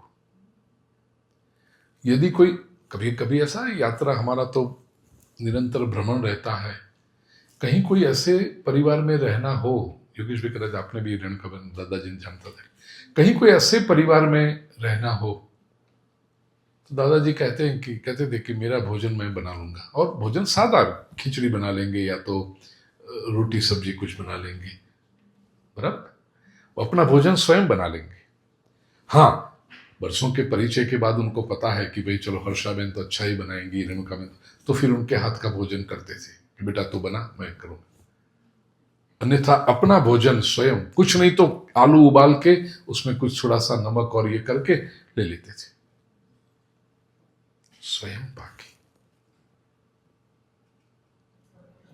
किसी के भी हाथ का न करें. राजसी व्यक्ति 9वें श्लोक में क्या कहा? कट्वम लवणात्युष्ण तीक्ष्ण रुक्ष विदाहिनः. कटु कड़ुआ, अम्ल खट्टा, लवण नमकीन खारा, अति उष्ण बहुत गर्म, तीक्ष्ण तीखा, रुक्ष सूखा, विदाहीनः जलन करने वाला. आहारा राजसस्येष्टा. भगवान कहते हैं ऐसा जो आहार है वो राजस व्यक्ति को इष्ट लगता है, पसंद आता है. कैसा है ये आहार? दुख शोकामय प्रदाह. दुख शोक और अमय, अमय का अर्थ है बीमारी देने वाला. ऐसा ही आहार है, रोग देने वाला. अब यहां पर जैसे 8वें श्लोक में विवर्धना शब्द सभी को लेना था कि आयु विवर्धना, सत्व विवर्धना, बल विवर्धना, आरोग्य विवर्धना, ऐसे यहां पर भाष्यकार कहते हैं अति शब्द जो है वो सबके लिए. तो आप कहोगे 8वें श्लोक तो में कहा कि भाई षड रस होने चाहिए, रस, और यहां कहा कि कट्वम्ल कड़वा, अम्ल खट्टा, लवण खारा, ये नहीं. तो यहां अति शब्द, अति कटु, अति अम्ल, अति लवण, बहुत ज्यादा कड़वा, बहुत ज्यादा खट्टा, बहुत ज्यादा खारा नमकीन, बहुत ज्यादा तीखा, बहुत गरम। कुछ लोग होते हैं ना, इतने इनका गरम गरम चाहिए, एकदम वैसे भाप निकलती वैसे। वो चाय कॉफी भी पियेंगे तो इतनी गरम गरम, तो कैसे पी सकते हैं? ले लेते हैं। और जरा सा भी ठंडी हो गई तो रिक्वेस्ट करेंगे जरा फिर से इसको 2 मिनट माइक्रोवेव में रखो ना। बॉयलर है क्या ये आदमी? उसको सब गरम गरम गरम चाहिए। रोटी एकदम स्टोव से उतरती हुई चाहिए। दाल गरम चाहिए। भोजन करते करते 2 बार तो दाल को गरम कराएंगे फिर से। ये अति उष्ण, ये राजसी व्यक्ति का लक्षण है। अति तीक्ष्ण, बहुत तीखा। रुक्ष, बहुत सूखा, ड्राई। और विदाहीन, जलन करने वाला, ये राजसी लोगों को प्रिय है। आहारा राजसस्येष्टा दुख शोका। और ऐसे आहार से क्या होता है? दुख आता है, शोक आता है और अमय बीमारियों को निमंत्रण मिलता है। तामसी आहार कैसे लोगों को प्रिय होता है? वो तामसी लोगों को कैसा आहार प्रिय होता है, ये बात कही है। यातयामंगतरसं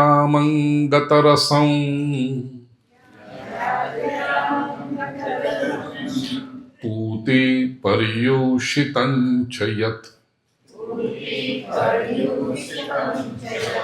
उच्छिष्टमपि चामेध्यम् भोजनं तामसप्रियम्।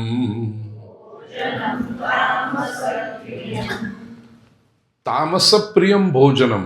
तामसी व्यक्ति को कैसा भोजन प्रिय होता है? तो बताया पहले तो यातयामम। यातयामम का अर्थ है सड़ा हुआ। दूसरा कहा गतरसम, जिसमें से रस निकल गया है, रस चला गया है, गतरसम।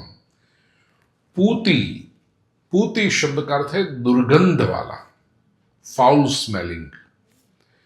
पर्युषितम, बासी, जिसके ऊपर से समय बहुत निकल गया। पर्युषितम का अर्थ है बासी।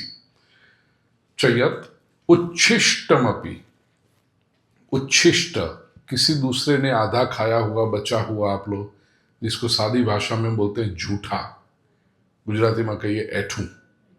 उच्छिष्टम अपि, अपि का अर्थ है ऑल्सो। एंड अमेध्यम, अमेध्यम का अर्थ है बहुत अपवित्र। तो उसका तो प्रभु नाम भी लेना नहीं चाहते। आज की भाषा में कहूं जैसे नॉनवेज और ये सब है, किसी जीव को मारकर बनाया, तो भगवान कहते हैं वो इतने श्रेष्ठ शास्त्र का मैं प्रयोग उच्चारण कर रहा हूं तो I don't want to even use that word. इसलिए भगवान ने कहा अमेध्यम, अति अपवित्र, अत्यंत गंदा। भोजनं तामस प्रियम, ऐसा जो भोजन है वो तामसी लोगों को प्रिय होता है। संक्षेप में देखें, यातयामम का एक अर्थ भाष्यकारों ने किया कि जिसको 3 प्रकार के यातयामम कहा। जनरल मीनिंग है सड़ा हुआ, लेकिन उसके 3 अर्थ होते हैं संस्कृत भाषा में। एक तो जिसको पकने के लिए पूरा समय नहीं दिया गया है, अधपका जिसको कहते हैं, हाफ कुक्ड, वो यातयामम कहते हैं। दूसरा ओवर कुक्ड, चावल को समय से कम पको तो चावल के दाने कच्चे रह जाते हैं, उसको और ज्यादा पकाओ तो हलवा जैसा हो जाता है ना, चावल को लौंदो थी जाए, गली जाए, गुजराती में गल जाते हैं चावल। मैं चावल की बात नहीं कर रहा, मैं उदाहरण दे रहा हूं।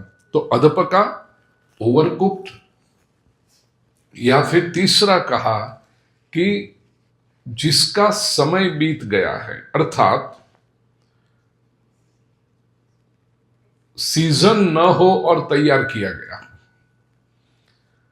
आयुर्वेद में भोजन भी ऋतु के अनुसार लेना चाहिए। जैसे बाजरे की रोटी है, उसका जो स्वभाव है वो गर्म है। सर्दी के दिनों में बाजरे की रोटी खाओ तो अच्छी होती है, गर्मी के दिनों में बाजरे की रोटी खाओ तो वो अच्छी नहीं होती। तो ये अब गर्मी में आप बाजरे की रोटी खाने लगे तो वो यातयामम हो गया। जहां जिसकी ऋतु नहीं है, समय नहीं है वो। और चौथा, ऋतु चली जाने के बाद वो आप खाओ। यहाँ का तो होगा ही, यहाँ इसलिए भारतीय तो हम सब एक समान होते हैं ना। हमारे भारत में कुछ लोग ऐसे होते हैं कि आम की जब सीजन हो ना, तो अच्छे से अच्छे आम जब आते हैं towards the end of the season, थोड़े सस्ते भी हो जाते हैं, क्वालिटी भी सही मिल जाती है, तो उस समय क्वांटिटी में आम लेकर के फिर उसका रस निकाल के डीप फ्रीज कर देते हैं। भारत में डीप फ्रीज कहते हैं, यहाँ क्या कहते हैं उसको? Same deep freeze. फिर दिवाली के दिन वो रस खाते हैं।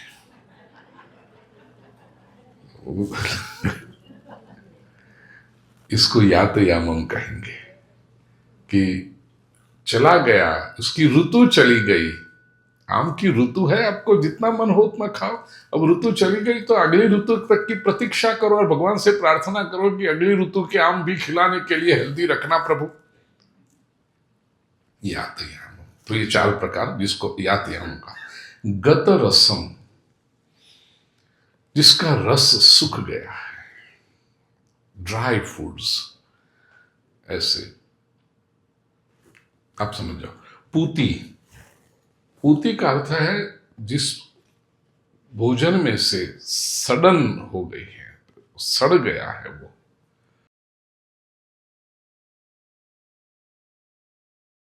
मैंने ऐसा सुना है कि ये जो शराब बनाने की प्रक्रिया होती है ना, हमारे महाराष्ट्र में, मुंबई के पास नासिक में ग्रेप्स बहुत होती हैं। तो सीजन में तो वो लोग ग्रेप्स बेचते हैं, लेकिन कुछ ग्रेप्स नीचे गिर जाए, सड़ने लगे, या तो सीजन चली जाए, या तो माल सही दाम पर निकला ना हो। कई बार सीजन ग्रेप्स का प्रोडक्शन इतना ज्यादा हो जाता है कि वो सारी ग्रेप्स फ्रेश मार्केट में रखेंगे तो भाव गिर जाएगा।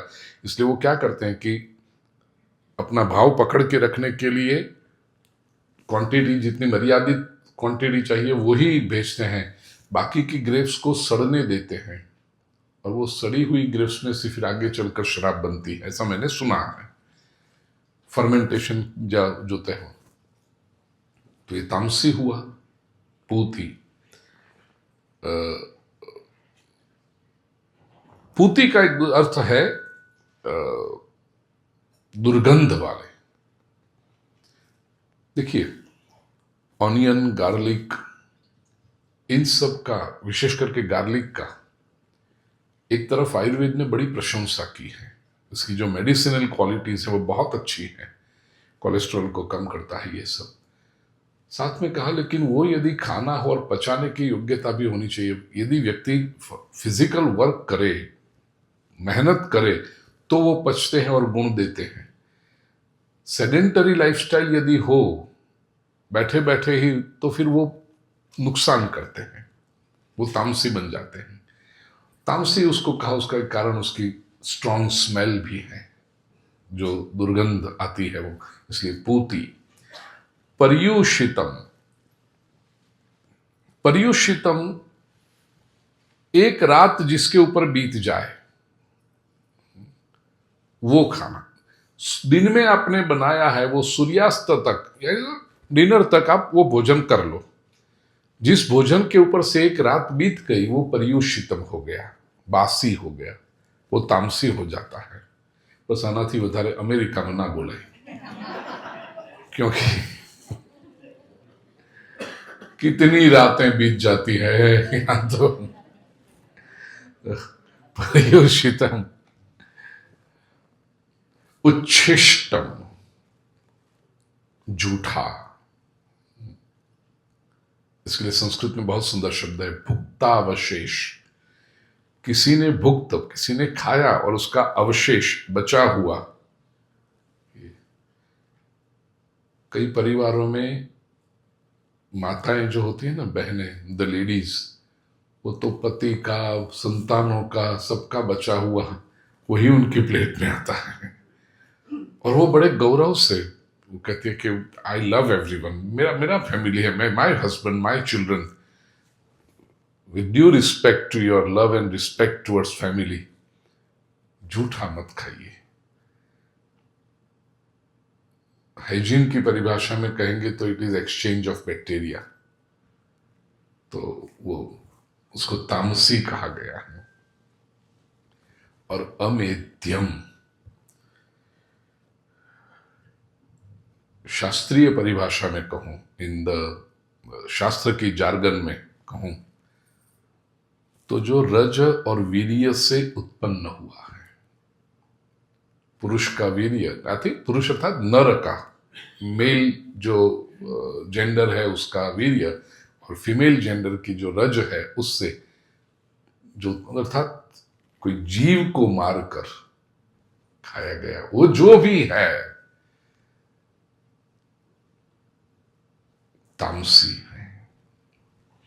अपवित्र अर्थात जो मरा हुआ है उसको खाना, वो भी वो अपवित्र है। सच पूछो तो जिसको छूने मात्र से दोष लगता है, वो छू लो तो स्नान करना पड़ता है। डेड बॉडी कोई भी हो, उसको छुओ तो फिर स्नान करना पड़ता है। तो जो ये क्या बोले, पशुओं को जो भक्षण करते हैं, वो कैसे कर सकते हो? जो जिसको स्पर्श मात्र से स्नान करना पड़े, ऐसे मुर्दों को खाना।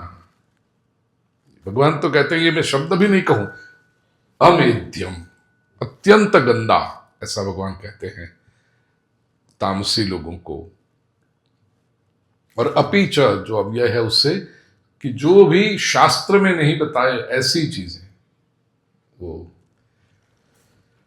अब देखिए, ये 8वां, 9वां और 10वां, ये 3 श्लोक जो हैं, उसमें एक बात याद रखना, अपरेंटली आपको लगेगा कि वर्णन आहार का हो रहा है। Bhagwan Shri Krishna is describing food. No, please don't misunderstand. Bhagwan Shri Krishna is not describing food. Bhagwan Shri Krishna is describing the habits of people having such food, कि वो वृत्ति उसकी कैसी होगी, तो ये ऐसे प्रकार के फूड उसको पसंद आते हैं। तो आहार का वर्णन नहीं है, आहारी का वर्णन है।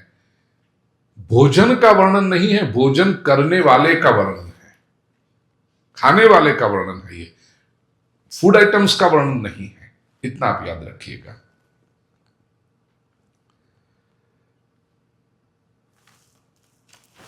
श्लोक आपके पास है, देखिए 7वां, 8वां, 9वां, इसमें सात्विक, राजसी, तामसी जो बात की, वो तीनों में प्रभु ने, मतलब 8वां, 9वां और 10वां, ये उसमें 7वें श्लोक में भी शब्द आया प्रिय। आहारस्त्वपि सर्वस्य त्रिविधो भवति प्रिय। ये ऐसा आहार प्रिय है, ऐसा आहार पसंद है। और वही शब्द विद डिफरेंट शेड्स 8वें, 9वें, 10वें तीनों श्लोक में आया। 8वें श्लोक में तो देखिए लास्ट वर्ड आया सात्विक प्रियाः, सात्विक को प्रिय है। 9वें श्लोक में जब राजस की बात कही तो राजसस्येष्टा, राजस को इष्ट लगते हैं, अपने लगते हैं, इंटीमेट लगते हैं। इष्ट का अर्थ है इंटीमेट, वो कहते हैं इष्ट जन, इष्ट स्वजन, ऐसे। तो राजस को इष्ट लगते हैं। और 10वें श्लोक में तामस प्रियम, तो वो प्रिय शब्द भगवान ने तीनों श्लोक में रिपीट किया। तो ये भी बताता है कि आहार का वर्णन नहीं होता, आहार जिसको प्रिय है ऐसे लोगों का वर्णन है। ये एक दूसरी बात देखिए, मैं अभी एसेंस पर आ रहा हूं।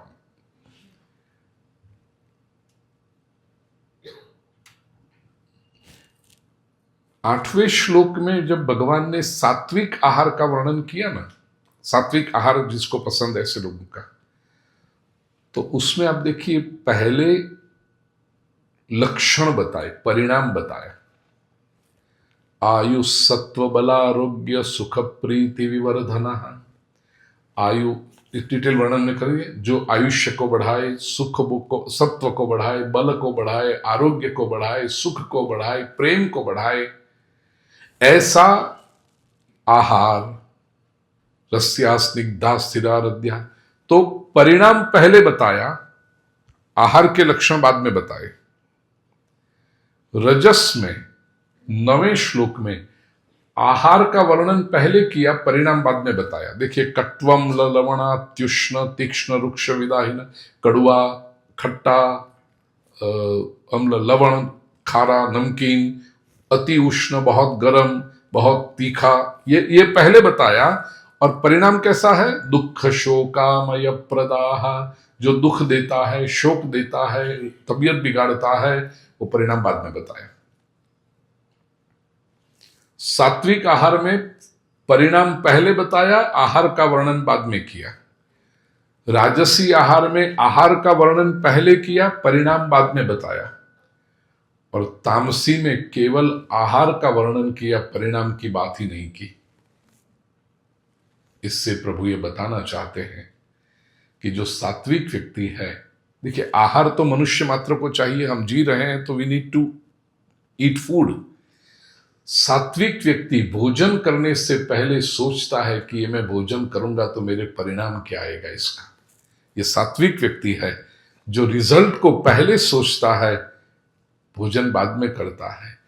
राजसी व्यक्ति पहले टेस्टी लगे तो खा लेता है, बाद में परिणाम सोचता है कि आज जरा तीखा ज्यादा हो गया है ना, इसलिए अब एसिडिटी हो रही है। ये राजसी व्यक्ति, लेने से पहले तुझे पता नहीं था कि इतना तीखा खाता हूं तो मुझे बाद में एसिडिटी होगी। तो राजसी व्यक्ति पहले भोग लेता है, स्वाद ले लेता है, बाद में परिणाम का सोचता है। तामसी व्यक्ति तो केवल खाते रहता है, परिणाम का सोचता ही नहीं।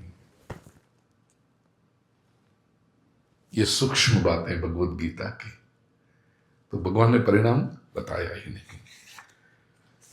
और इन जनरल भी देखो, केवल भोजन की बात नहीं है। सात्विक व्यक्ति कोई भी कर्म करेगा, उसके पहले इसका परिणाम क्या आएगा। मैं इस जगह पे जाऊं तो परिणाम क्या आएगा, is it good for me, तो मैं वहां जाऊं। राजसी व्यक्ति पहले चला जाएगा, फिर सोचेगा इधर आके भूल की, या तो इधर आके अच्छा हुआ, दोनों परिणाम बाद में सोचेगा, पहले चला जाएगा। और तामसी व्यक्ति तो चला जाएगा, पड़ा रहेगा, परिणाम की सोचेगा ही नहीं। ये सभी बातों में आप सोचते हो। समझदार व्यक्ति है, वो परिणाम पहले सोचता है। रजोगुणी परिणाम बाद में सोचता है। तामसी व्यक्ति परिणाम की सोचता ही नहीं। ये लक्षण है। 7वें श्लोक में आहार का वर्णन किया, इंट्रोडक्शन किया। 8, 9, 10 ये 3 श्लोकों में आहार के स्वभाव का वर्णन किया है। अंतिम एक बात कह दूं और फिर 11वें श्लोक पर हम चलें। प्रिय स्वजनों, ये टू कंक्लूड दिस आहार का सब्जेक्ट, भोजन क्या करते हैं बहुत महत्वपूर्ण है। आप सब तो समझते हैं, लेकिन आपके आसपास के लोगों को, आपके परिवार के लोगों को, विशेष करके हमारी नेक्स्ट जनरेशन्स को ये समझाइए, क्योंकि ये कंसेप्ट धीरे धीरे इतना लोग भूल रहे हैं। क्या फर्क पड़ता है, ये जो है ना, what difference does it make, who cares, इससे हमें बहुत नुकसान हो रहा है। लोग कहेंगे बाकी सब तो खा रहे हैं, हम क्यों ना खाएं, उनका तो जीवन चलता है, हमारा क्यों नहीं। कई बार कुछ भ्रांति से हेल्थ बनाने के लिए ये चीजें तो खानी पड़ेगी, ठंडी से बचने के लिए ऐसा ऐसा तो खाना पीना पड़ेगा, ये सब भ्रांति है। प्रिय सोचो, संकल्प बल यदि हो तो सात्विक भोजन में भी शक्ति है। अब देखिए, बड़े शक्तिमान जो प्राणी है ना, वो सब वेजिटेरियन है। हाथी इतना शक्तिमान है, जंगल में हाथी और सिंह का जब युद्ध हो तो कई बार हाथी सिंह को हरा देता है। हाथी से डर कर सिंह चला जाता है। हाथी शुद्ध शाकाहारी है, हाथी सात्विक भोजन करता है। गाय कितनी पवित्र, कितनी सौम्य, शुद्ध शाकाहारी है। तो ऐसे जो भी आप देखोगे, हिरन कितना निर्दोष लगता है,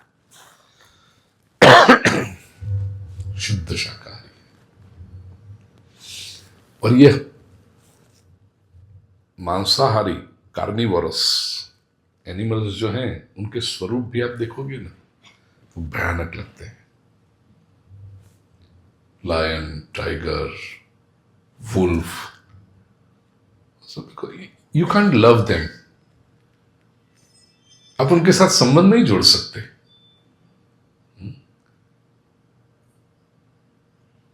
तो जो शाकाहारी है, वो रामायण का एक छोटा सा प्रसंग कह दूं। भगवान श्री रामचंद्र जी सीता जी और लक्ष्मण जी के साथ वन में चले हैं। निषाद राज गुह के पास रहे एक रात, और फिर केवट की नाव में बैठकर गंगा पार करके प्रभु वन की ओर चल दिए, चित्रकूट की ओर चल दिए। भरत, वहां अयोध्या में दशरथ जी का निधन हो गया। भरत ने फिर कहा कि मैं तो प्रभु के पास जाऊंगा, मैं राम जी को वापस ले आऊंगा। तो भरत जी जब चले हैं, सैन्य पूरे अयोध्यावासी भी साथ में चले, सके हम भी आएंगे, हम भी आपकी ओर से राम जी को विनती करेंगे, कम से कम राम जी के दर्शन तो हो जाएंगे। तो भरत आ रहा है। ये जो निषाद राज गुह के लोग थे,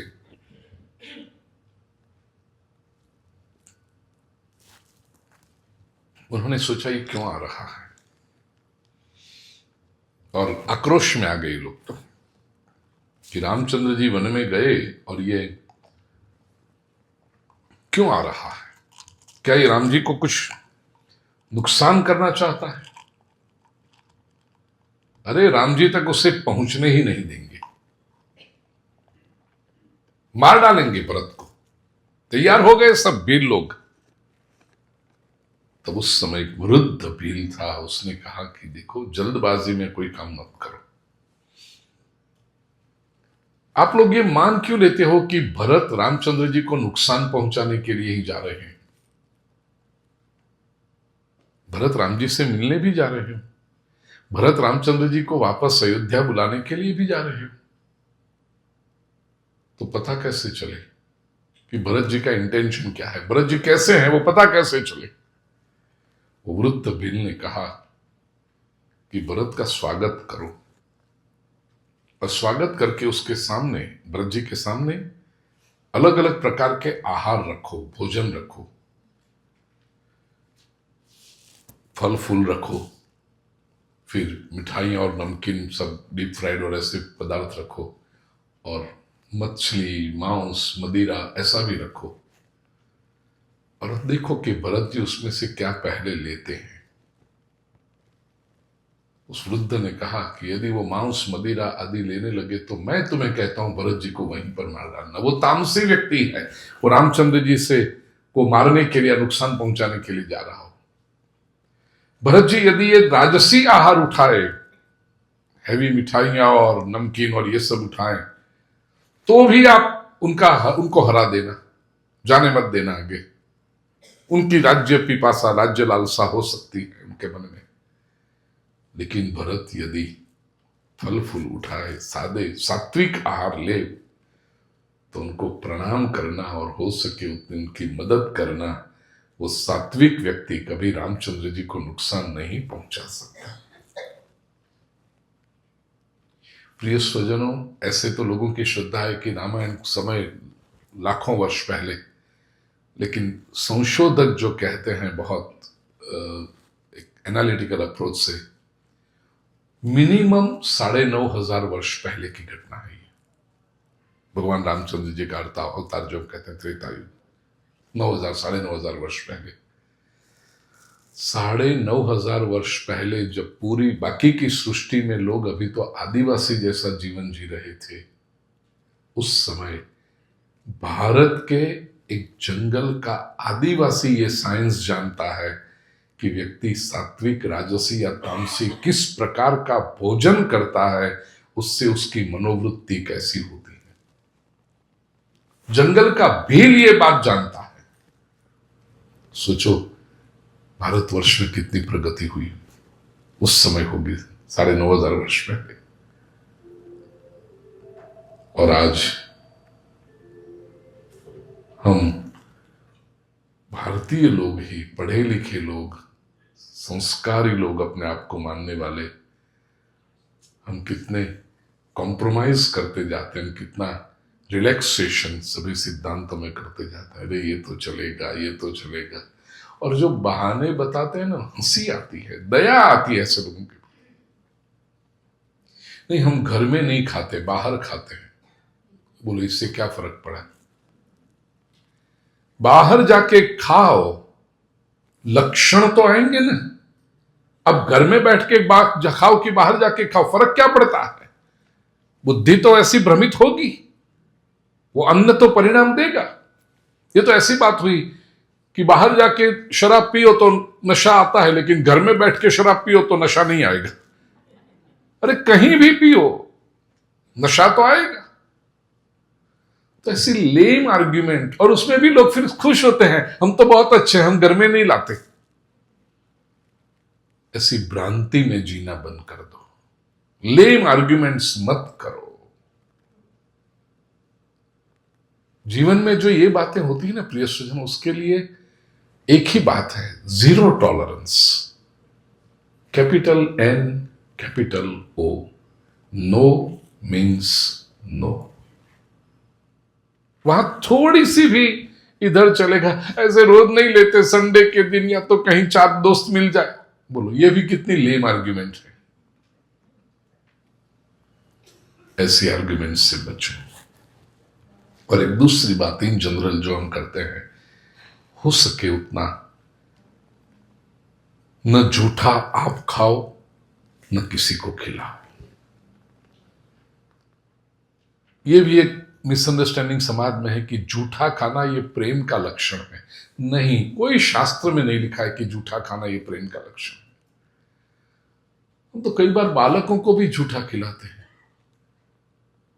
कई परिवारों में हम देखते हैं कि बालक बेचारा कभी प्लेट भर के बैठता ही नहीं। वो जब लोग बाकी के लोग भोजन करें तो सबका झूठा ही खाता है, वो घूमता हुआ। तो 4-5 वर्ष का बालक, सब भोजन करने बैठे हैं, वो इधर आएगा, पापा पापा पापा, उसका झूठा खिलाएगा। फिर बालक मम्मी के पास जाएगा, मम्मी उसका झूठा खिलाएगी, दादा उसका झूठा खिलाएंगे, दादी माँ उसका। ये बेचारे का तो झूठा खा के ही पेट भर जाता है। मत करो ऐसा। बचपन से ये संस्कार दो, नहीं चलेगा।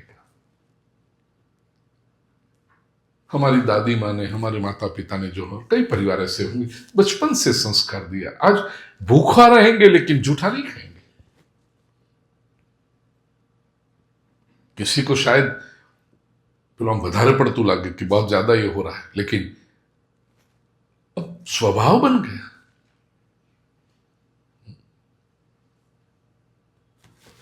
हैरिसबर्ग में तो इतने वर्षों से आता हूं इसलिए सबको पता है, अन्यथा सबके साथ डाइनिंग टेबल पे भोजन करने बैठना ना, वो भी कॉन्शियस हो जाते हैं हम लोग, क्योंकि लोगों को पता ही नहीं चलता। भोजन करते करते कोई झूठे हाथ से रोटी लेंगे या झूठे हाथ से वो पकौड़ी बनी है वो लेंगे, कुछ भी, और उनको पता ही नहीं चलता। और हमारी तो दृष्टि तरह जाती है, यानी जोखो ऐठा हाथे लीधू तो अब वो पकौड़ी हम नहीं लेंगे।